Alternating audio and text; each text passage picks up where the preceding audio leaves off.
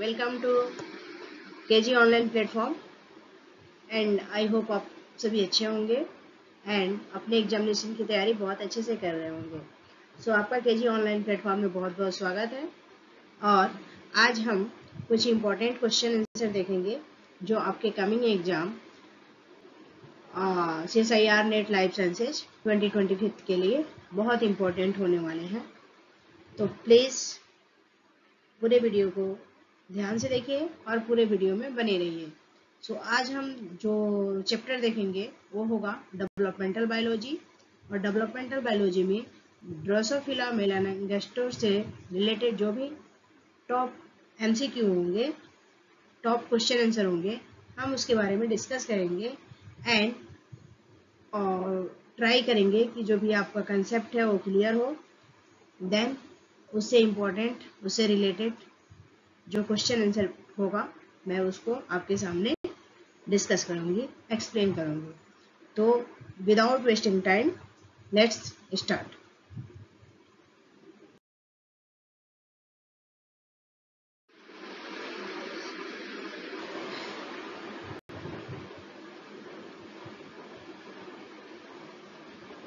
तो जो आपका क्वेश्चन है, which gene on the Y chromosome transform the biopotential gonad into a testis in mammals? Which gene on the Y chromosome transforms the biopotential gonad into a testis in mammals? यानी mammal में जो testes होता है उसमें Y chromosome का transform कौन से gene के द्वारा किया जाता है, कौन से जीन के द्वारा किया जाता है। यानी मैमल्स में जो जीन का ट्रांसफर होता है वाई क्रोमोसोम पे, वो किस जीन के द्वारा किया जाता है। सो ऑप्शन ए रहे, ऑप्शन ए है SXL जीन, ऑप्शन बी है DSX जीन, ऑप्शन सी है TRA gene and option D है SRY जीन। सो करेक्ट आंसर जो है वो है SRY जीन के हेल्प से वाई क्रोमोसोमों का ट्रांसफॉर्म बायोपोटेंशियल गोनाड में टेस्टिस में होता है। बायोपोटेंशियल गोनाड के टेस्टिस में होता है।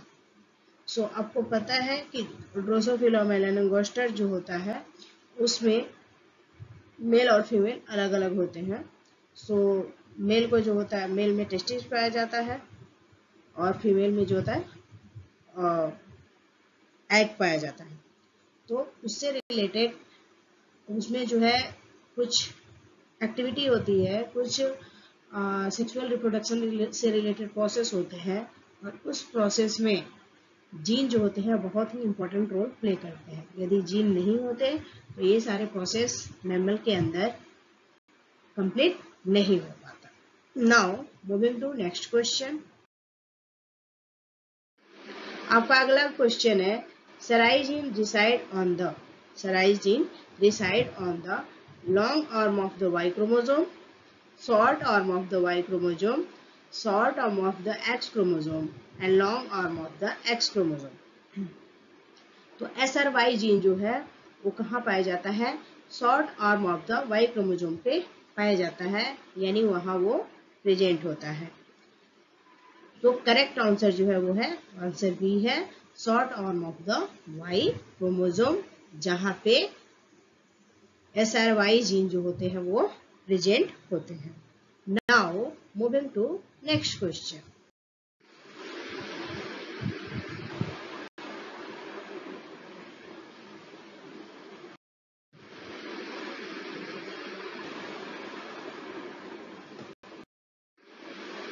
जो मेल है उसमें क्या है कि जेड क्रोमोसोम है, वहीं पे जो फीमेल है वहां पे क्या है, जेड एंड डब्ल्यू क्रोमोसोम है। तो male offspring get Z chromosome from each parent, right. Z chromosome passes from mother to daughter, यानी जो फीमेल है उसमें क्या है, जेड भी है और डब्ल्यू है। लेकिन ऑप्शन बी जो है वो इनकरेक्ट है, क्योंकि यहाँ पे जेड क्रोमोसोम जो है passes from mother to daughter, ये इनकरेक्ट होगा। बिकॉज आप देख सकते हो कि जो इसमें मेल है उसके पास क्या है, जेड है और डब्ल्यू है, तो ऑप्शन बी जो है इनकरेक्ट है। So correct option is Z chromosome passes from mother to daughter. I hope this information is and this question is very important for you. Now moving to next question. आपका अगला question है, the region of the Y chromosome have a male specific DNA sequences that encode a peptide of 2 to 3 amino acid. This gene is called. The region of Y chromosome have a male specific DNA sequences. Y chromosome जो होते हैं वो mail specific chromosome होता है और उसमें जो peptide जो होते हैं वो 2 to 3 अमाइनो एसिड होते हैं। तो उस जीन को क्या कहा जाता है, sex determination region of Y chromosome. Option B है SOX9, ऑप्शन सी है steroidogenic factor 1 and option D है TCF21। सो करेक्ट ऑप्शन जो है ऑप्शन 1 है sex region of Y chromosome, यानी sex determination region of the Y chromosome है वो option ये जो है वो करेक्ट है। Now moving to next question. आपका अगला क्वेश्चन है, in human X and Y chromosome are not generally homologous due to presence of pseudo autosomal region at tip of the each chromosome. Option B है presence of different allelic version of the same gene. Option C है presence of different gene constitution and option D है different in size of the chromosome. So correct answer जो है presence of different gene constitution, presence of different gene जो है constitution की वजह से option C जो है वो करेक्ट है।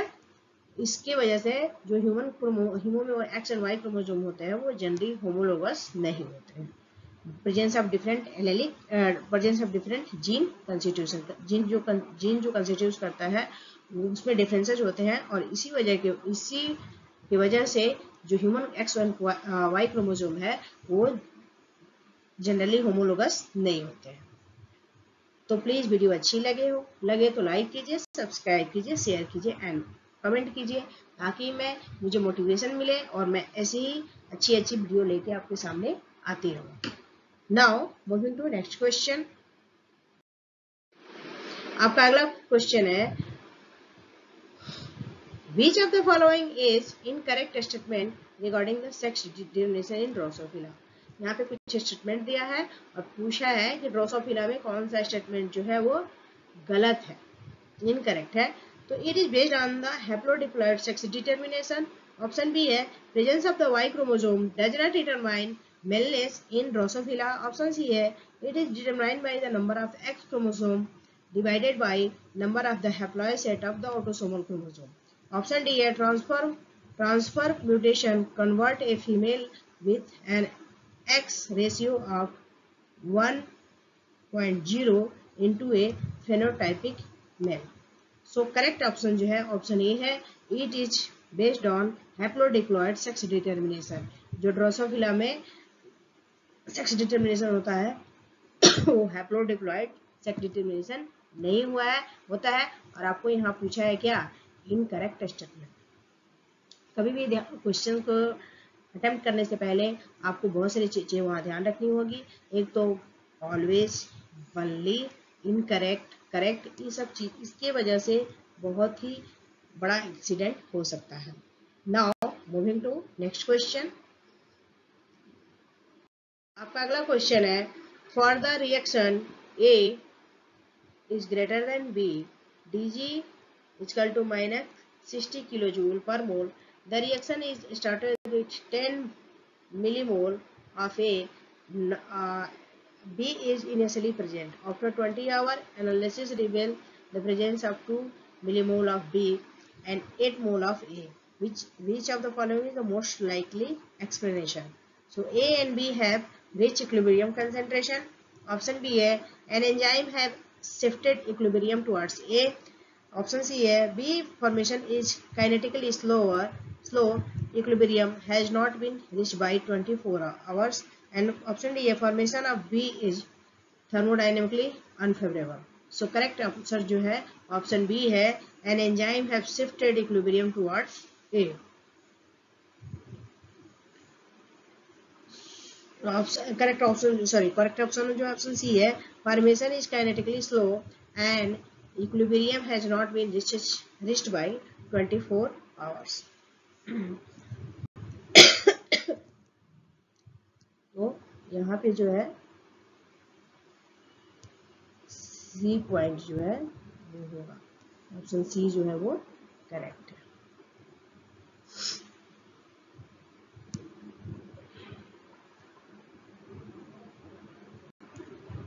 Now moving to next question.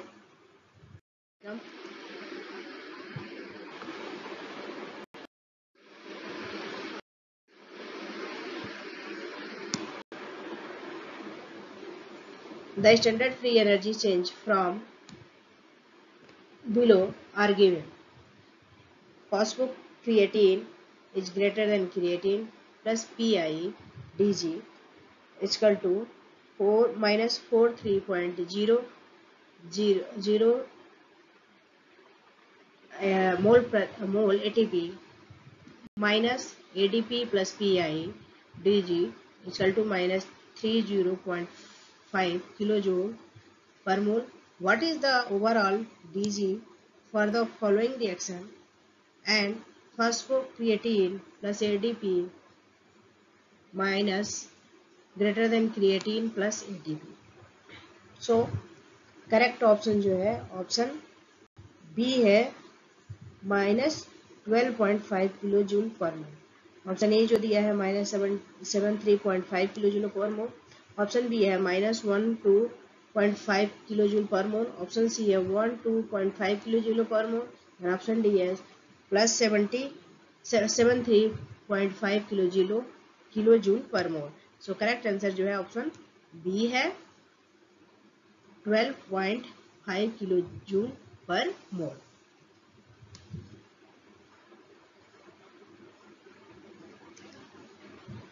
यहाँ पे ऑप्शन तो क्या है, करेक्ट है 12.5 kilojoule per mole. Now moving to next question. आपका अगला क्वेश्चन है, during glycolysis glucose 1 phosphate is converted to fructose 6 phosphate. आपको पता है कि जब ग्लाइकोलाइसिस होती है तो ग्लूकोज जो है फ्रक्टोज 6 फॉस्फेट में कन्वर्ट हो जाता है into two successive reaction, glucose 1 phosphate glucose 6 phosphate. उसका जो डीजी होता है -7.1 किलो जूल पर मोल, ग्लूकोज 6 फॉस्फेट उसका जो फ्रक्टोज 6 फॉस्फेट डीजी जो होता है +1.7 kilo joule per mole. DG for the overall reaction, यहाँ पूछ रहा है कि डीजी का जो वैल्यू है वो कितना होता है। सो ऑप्शन ए है 8.8 किलो जूल पर मोल, ऑप्शन बी जो है -7.1 किलो जूल पर मोल, ऑप्शन सी है -5.4 kilo joule per mole, and option C है +5.4 किलो जूल पर मोल। सो करेक्ट आंसर जो है वो है -5.4 किलो जूल पर मोल। तो यहाँ पे थोड़ा सा मिस्टेक हो गया है, यहाँ पे ए है, ये आपका होगा बी, ये होगा सी एंड ये होगा डी। तो आपका जो करेक्ट आंसर है वो है ऑप्शन सी जो है वो करेक्ट है। Now moving to next question. आपका अगला क्वेश्चन है, in glycolysis 1,6-phosphate is converted to two product with a standard free energy changes।